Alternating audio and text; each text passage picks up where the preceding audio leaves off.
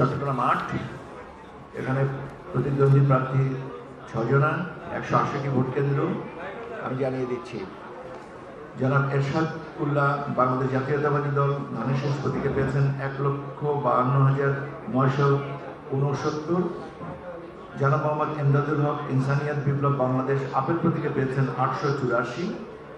জনাব মোহাম্মদ নুরুল আলম ইসলামী আন্দোলন বাংলাদেশ হাতপাখা প্রতীকে পেয়েছেন 1208 ভোট।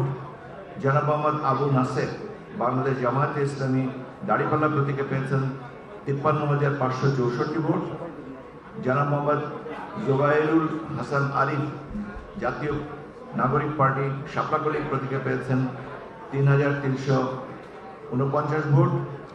সৈয়দ মোহাম্মদ হাসান বাংলাদেশ ইসলামিয়া ফ্রন্ট মোমবাতি প্রতীকে পেয়েছেন 42,585 ভোট।